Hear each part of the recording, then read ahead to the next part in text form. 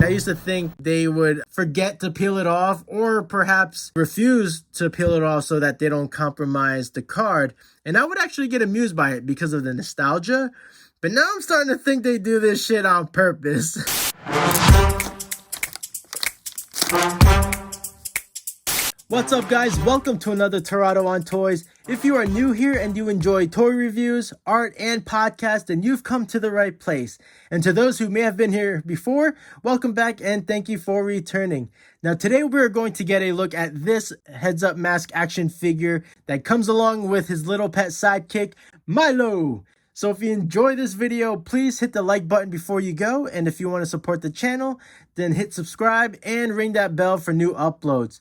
Now, before we actually get started with the review, I gotta address some things regarding this specific card because the seller left the original KB Toys price sticker on here, which it's not the first time that's happened. As a matter of fact, I used to think they would forget to peel it off or perhaps refuse to peel it off so that they don't compromise the card. And I would actually get amused by it because of the nostalgia. But now I'm starting to think they do this shit on purpose because as you see here, during the 90s, this was selling for $6.99 and then went on discount for 2 for $5. And man, what a time to be a toy collector before inflation, right? Because my ass got him for $34. Ah! That's gotta hurt.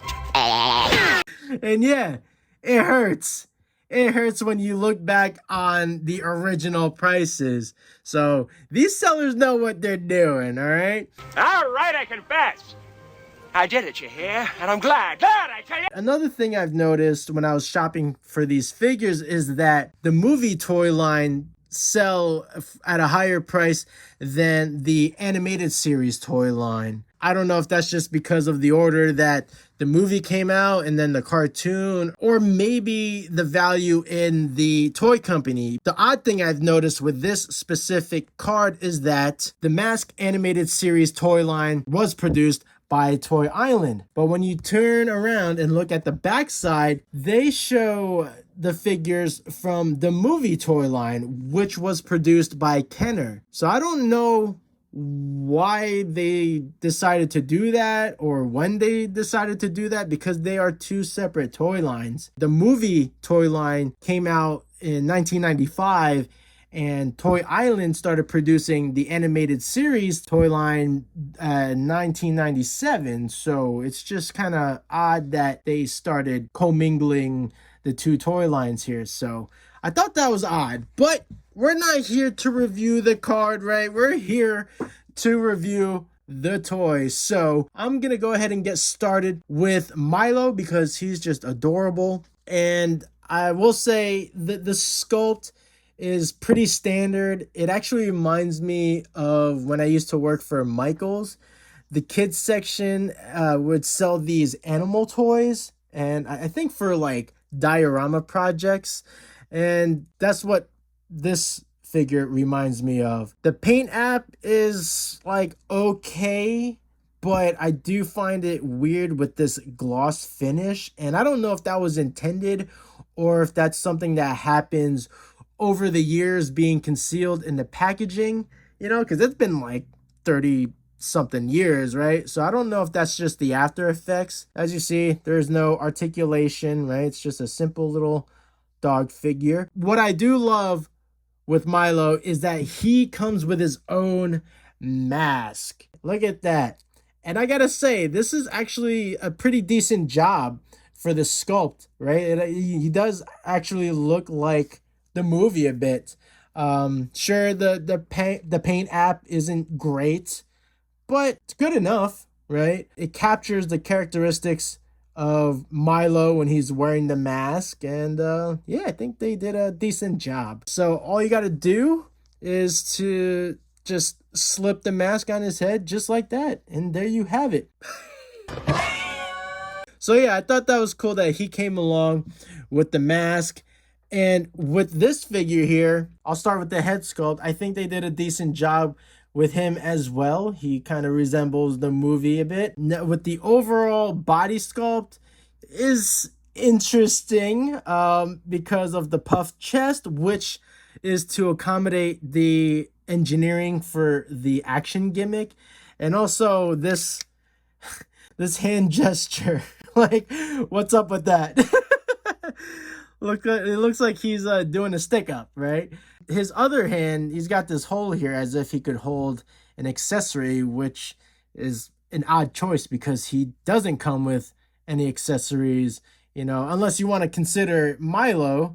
But yeah, like no weapon accessory to put in there. So I thought that was kind of odd. Maybe you can commingle the accessories between the different figures, but who knows? Other than that, you know, he looks like the mask. Got the colors. He's got that retro pattern on the tie there, so that's pretty cool. When it comes to the articulation, they tend to be limited, right? Usually 4 or 5 points of articulation. Now with him, I say he has 3 points of articulation. Got the legs here that you can raise up, and then the right arm, right? You can raise that up or rotate it full 360. But the left arm, I don't necessarily count as another point of articulation. Like, sure, you can move it, but I'd say the main purpose for the arm is to activate the gimmick, which is the head flip. Boom. So now we have Stanley Ipkiss, and I will point out that he does not resemble Jim Carrey whatsoever. It's like an in-between of Jim Carrey and the cartoon counterpart. I'd say it's good enough.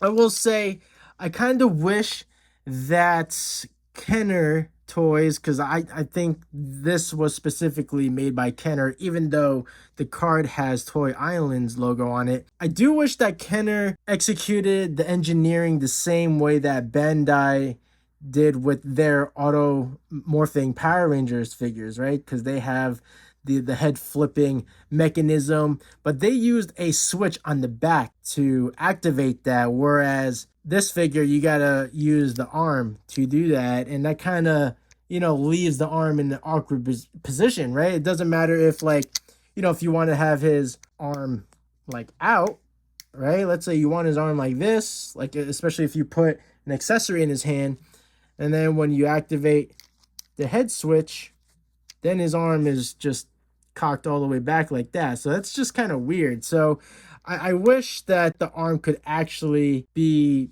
articulated like his other arm. So that's my only other criticism there, is the way they did the engineering for this figure. So I still think this is a fun toy to have. Great for nostalgia. It'll look good on your desktop or on your shelf. Before we wrap up, I want to do a fun little toy lineup for size comparison. So I'm going to bring out some of our favorite heroes from the 90s, starting with the mighty Tick Spoon. Next, we'll have the Terror. Oh, sorry, Tick. We'll have the Terror that flaps in the night. Gotta have your gun, though. Lastly, Goliath. And boom, there we have it. What an interesting lineup. So much diversity. Pretty cool.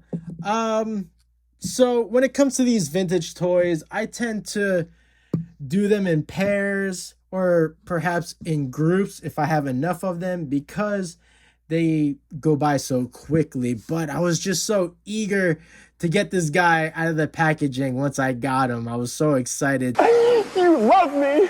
You really love me. That is why we're just reviewing one action figure. If you love the mask, you grew up on the movie, you enjoyed the cartoon, and you enjoy collecting vintage action figures, I would say get this guy because of all the fun, the silliness, and the nostalgia that he brings. That's my review, my friends. I hope you enjoyed the video, and if you did, please hit the like button before you go. And if you want to support the channel, then go ahead and hit subscribe and ring that bell to keep up with the new uploads, all right? Stay young, keep enjoying your toys, and hopefully I will catch you on the next video.